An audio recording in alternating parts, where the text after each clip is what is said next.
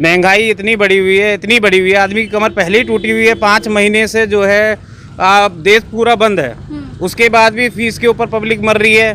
और आपका नगर निगम के अंदर 15% टैक्स बढ़ा दिया, हाउस टैक्स, सारे के सारे सब दही जमा के बैठे हुए हैं कि हो क्या रहा है, होने क्या वाला। उन्हें कुछ मतलब नहीं है, उन्हें ये मतलब है कि अपने काम हो जाएं और अपने काम निकलते रहे। पहले निरीक्षक का लेटर है, एक बच्चे की क्लास बंद कर दी और एग्जाम देने से मना कर दिया। हमने कहा कि इसे चालू करो, वो कहते हम मानते ही नहीं है। सरकारी आदेश को नहीं मानोगे तो किसे मानोगे? इतनी ज्यादा तानाशाही हो रही है, आम आदमी का हर तरह से शोषण हो रहा है। बैंक में गरीब इंसान नहीं जा सकता, ये मैं मानता हूँ आपकी बात। इसके लिए सरकार को अच्छी से नीति बनानी चाहिए, प्राइवेटाइजेशन करने से पहले। महंगाई मुद्दा रहने वाला है इस बार। मैं आपको बताने वाला हूं कि अभी जैसे जैसे उत्तर प्रदेश में चुनाव आएगा, टीवी पे बहुत लंबी दाढ़ी वाले आ जाएंगे और ये माहौल को हिंदू मुस्लिम बनाने का काम करेंगे। अगर हम विपक्ष के हैं तो त्यागी विजीवित भारतीय जनता पार्टी से ताल्लुक रखते हैं। आप निष्पक्ष बात क्यों नहीं करते? रही बात विकास की, एक बरसात हो जाने दो, सारे विकास की हकीकत सामने आ जाएगी। भारत माता की जय, हम 10 बार भारत माता की जय कहेंगे। हम किसान परिवार से आते हैं। भारत माता की जय, भारत माता की जय। भारत माता हमने नहीं है, हम सबकी है।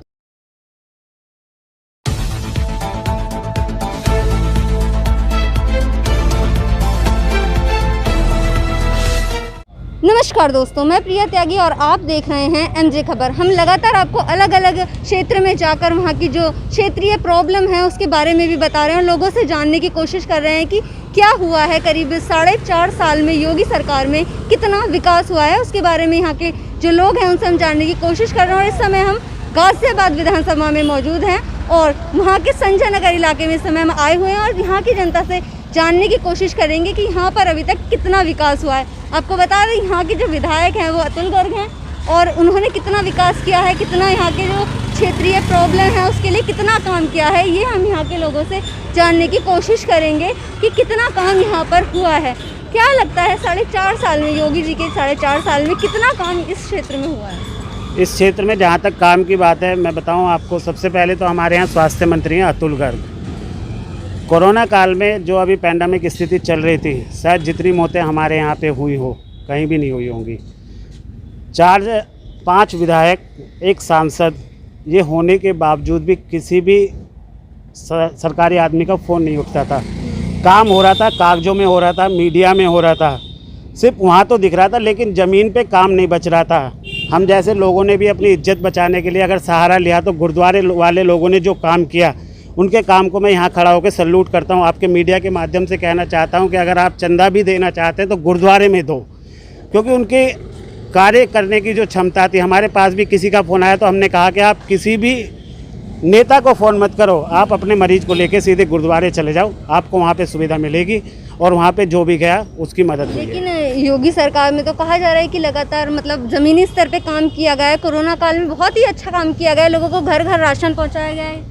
घर घर राशन पहुँचाने वाली बात यह है कि एक आदमी जो है 4-4 बार राशन ले लेता है, लेकिन जो ज़रूरतमंद है, जो पात्र है, जिसे मिलना चाहिए, उसे राशन ही नहीं मिला, नहीं पहुँच पाता। बिल्कुल। आपको क्या लगता है कितना विकास हुआ है क्षेत्र में अब तक? यहाँ पे यूपी में जो विकास हुआ है सिर्फ चुनावों के लिए प्रचार प्रसार हुआ है। बाकी विकास की बात तो ऐसी है कि सिर्फ वादे हुए हैं, काम कुछ नहीं हुआ है। काम कुछ नहीं हुआ, काम कुछ नहीं हुआ है, सिर्फ वादे हुए हैं, सिर्फ चुनावों के लिए वादे करे हैं। सरकार कहती है कि लगातार काम कर रहे हैं, हम लगे हुए हैं, कोरोना काल भी थी, इस स्थिति में भी हमने बहुत काम किया है, लोगों की ज़मीनी स्तर तक काम किया है। कितना काम यहाँ तक पहुँच पाया? अतुल गर्ग विधायक है यहाँ के। जी, पहले तो मैं एक चीज़ क्लियर करना चाहता हूँ, किसी पार्टी से जुड़ा हुआ नहीं हूँ तो कोई मेरी बात का बुरा ना माने। जब मैं कहीं जाता था, जैसे नोएडा हो गया, बुलंदशहर हो गया, ये हमारे यूपी में ही पड़ता है, इनकी सड़कें हमेशा ही टूटी मिलती थी। लेकिन आज जब मैं जाता हूँ उनकी सड़कें बिल्कुल चकाचक हैं। उस रास्ते पे चलने में अपना एक अलग ही मज़ा आता है। बात रही हेल्थ, बोल रहे हैं आप, चलो हम यही जाके आपको सर्वे करा देते हैं। यही संजय नगर सेक्टर 23 का मुख्य मार्ग है जो मस्जिद से लेकर SBI बैंक को जोड़ता है।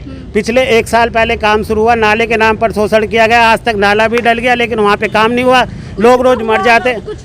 कुछ नहीं हुआ। आप चलो ना, आप खुद का सर्वे कराता हूँ, लाइव सर्वे दिखाऊंगा मैं तो आपको।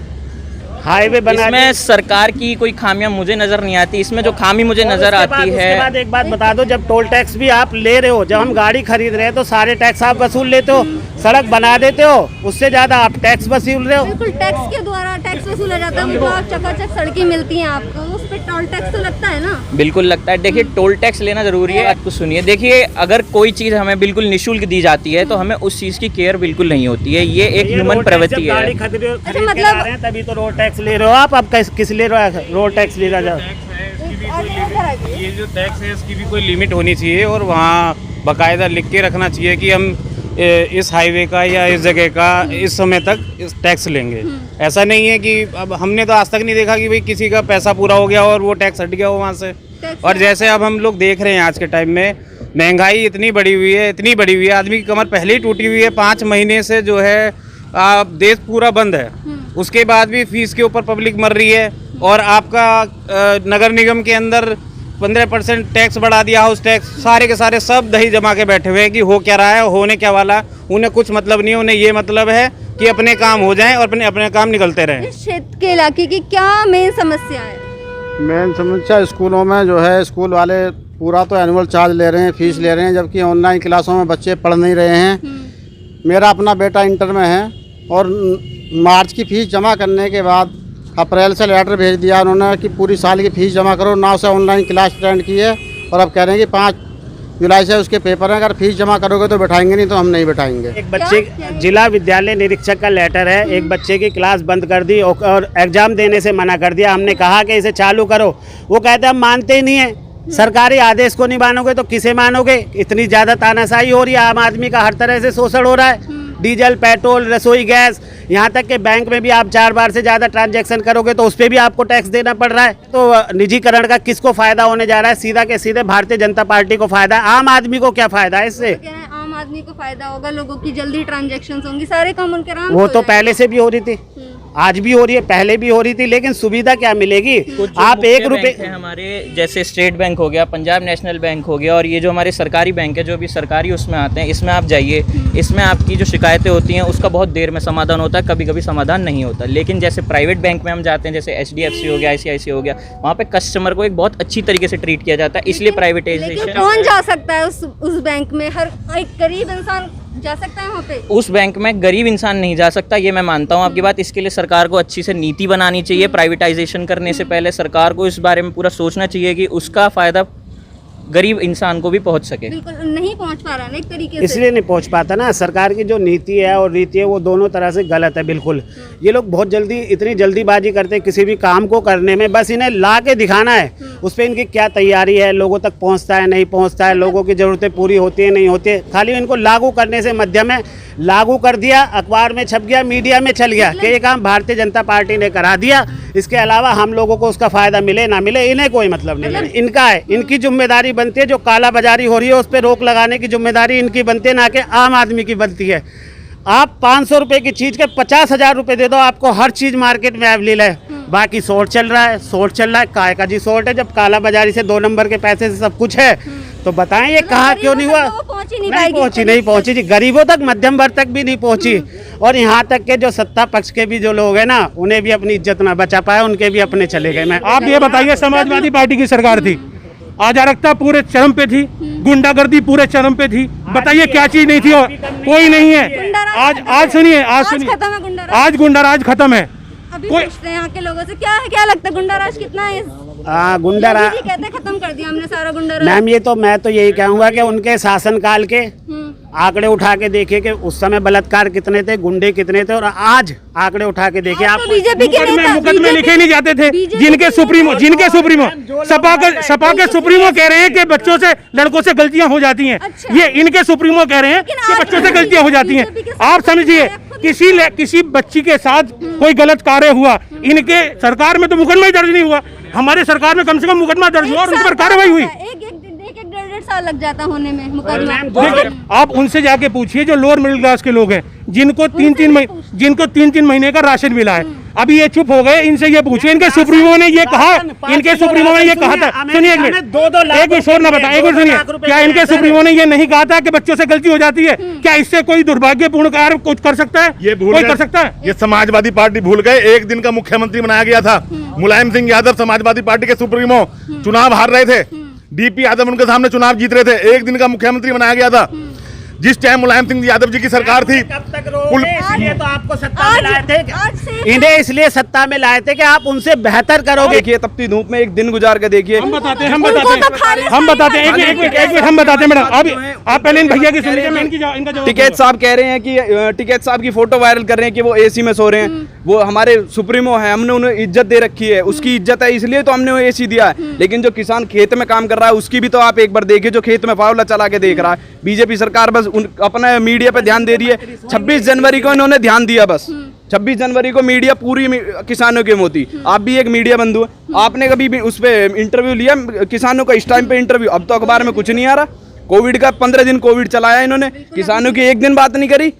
इन्होंने सैनिटाइजेशन तक वहाँ प्रोवाइड नहीं कराया। माननीय मुख्यमंत्री दिल्ली के अरविंद केजरीवाल, उन्होंने वहाँ पे बिजली प्रोवाइड कराई है, वहाँ पे सैनिटाइजेशन की व्यवस्था करवाई है, सफाई व्यवस्था कराई है। किसान मसीहा टिकैत जी जिनकी ये बात कर रहे हैं, ये क्या वहाँ पर गए हैं? वहाँ पर हर कमरे में कूलर और एसी है। हमें किसान के बारे में इनसे समझने की आवश्यकता नहीं है, हम जानते हैं किसान के बारे में। हमारे पिताजी किसानी करते करते यहाँ के पड़े। क्या किसानों को एसी में सोना पाप है? नहीं, एसी में सोना पाप नहीं। ये कह रहे हैं ना कि उन्हें वहाँ देखिए सैनिटाइजर नहीं है, वहाँ कूलर नहीं है, वहाँ एसी नहीं है। मैंने ये कहा इनसे कि गर्मी में तपती गर्मी में पड़े हैं, तपती गर्मी में नहीं पड़े हैं, वो पड़े हैं, सबके पास नहीं है। प्रचार कर रही है उन्होंने बंगाल में जो अपनी मार्केटिंग, इतना राम मंदिर का जो फंड है वो वहाँ पे लगा करके 80 सीटें जीती हैं। ममता दीदी को इतना उन्होंने टॉर्चर किया है, इतने उनके साथ में मीडिया में हर चीज दिखाई है कि ममता दीदी पैर से वो हो गया, उनके पैर टूट रहा। अगर किसी का पैर टूट रहा वो क्यों नहीं प्रचार करेगा? मैं अगर एक चुनाव लड़ रहा हूँ, मैं बीमार भी हूँ मेरे, लेकिन मैं जब भी इतना पैसा खर्च किया है मैंने, मैं अपनी सीट चाहूंगा, मैं क्यों नहीं मेहनत करूंगा? लेकिन बीजेपी सरकार ने खाली मीडिया में जो दिखाया है वो ये दिखाया है कि सब ढोंग है, सब कुछ इनकी तरफ से करप्ट हैं ये सब लोग, हम ही सब अच्छे हैं। अगर बीजेपी की बुराई करते हैं देशद्रोह, बीजेपी की अगर कुछ करते हैं आतंकवादी। चुनावों के लिए इस बार का क्या मुद्दा रहेगा? चुनाव के यही मुद्दे हैं, क्या? सारी देश और दुनिया ने देख लिया। गाजियाबाद में मैं गाजियाबाद का ही उदाहरण लूंगा, सांसद यहाँ के, मेयर यहाँ के, और फोन बंद कर करके बैठ गए हैं। ये मुद्दे नहीं है और क्या है?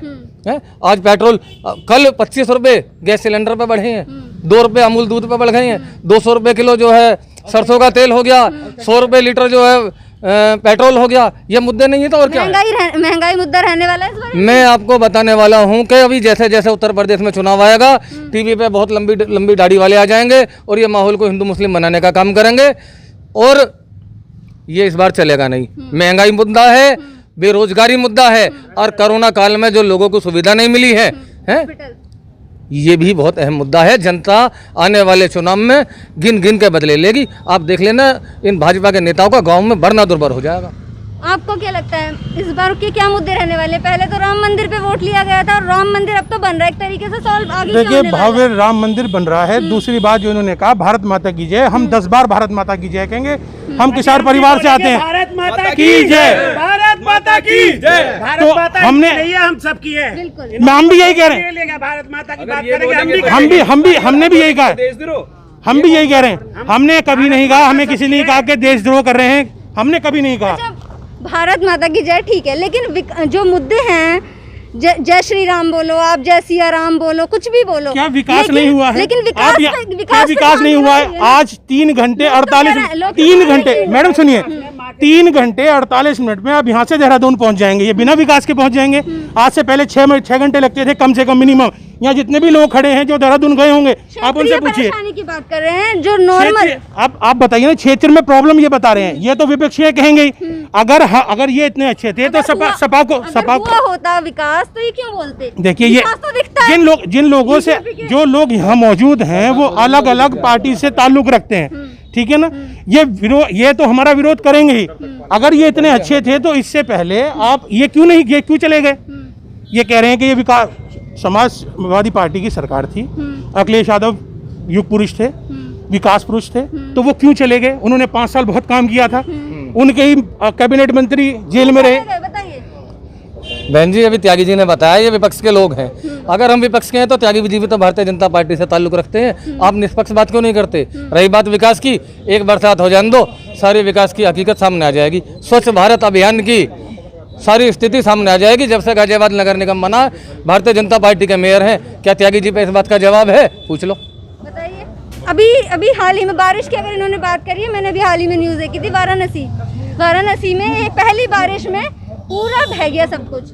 मैडम स्मार्ट सिटी जो कहा था ना, स्मार्ट सिटी बना रहे मैडम, सब जब बह गया। अभी मैंने आपसे कहा था, मैंने कहा देहरादून, आपने कहा यहाँ की विकास की है। अभी इन्होंने कहा कि यहाँ पर एक नाला बना है। नाला बना, नाला बनने के बाद इन्होंने, जिन लोगों ने भी वहाँ कंप्लेन की, उस कंप्लेन को सुना गया, उस पर तत्काल संज्ञान लिया गया और दोबारा से इस पर जांच कराई गई। ये जाकर आरटीआई डाल लें और देख लें उस पर जांच बैठी हुई है कि नहीं बैठी हुई है। ये तो कह रहे काम हो रहा है, अगर आप एप्लीकेशन लगाते हैं तो उस पर कार्रवाई होती है। जी, वो तो कितनी बहन जी काम तो दिखाई दे रहा। ये भाजपा शासन में, ये भी मुरादनगर में ये जो इतना बड़ा कांड हुआ, ये उसी काम, उसकी जिम्मेवारी कौन लेगा? वो भी तो निर्माण कार्य था, नगर निगम के द्वारा था। आप बताइए मुझे, उसकी जिम्मेवारी किसकी है? इतने लोग मर गए, क्या उनके परिवार वालों को नौकरी मिली अभी तक? कितने लोगों को मुआवजा मिल गया है? इस बात का जवाब बहन जी, खोखले वादे से कुछ नहीं होगा। देखा आपने कि किस तरीके से यहाँ पर जो लोग हैं, जो क्षेत्रीय लोग हैं, उनकी अलग अलग तरीके की परेशानियां हैं। कुछ लोग कह रहे हैं कि विकास हुआ है, वहीं कुछ लोग कह रहे हैं कि कुछ काम नहीं हुए हैं, उन पर काम करने की ज़रूरत है। आगे सरकार करेगी या नहीं करेगी, क्या होना है वो आगे पता चलेगा कि आगे क्या होना है। लेकिन अभी फ़िलहाल जो लोगों की परेशानियाँ हैं वो आपको साफ नज़र आ जाएंगी कि किस तरीके की लोगों की परेशानियाँ हैं।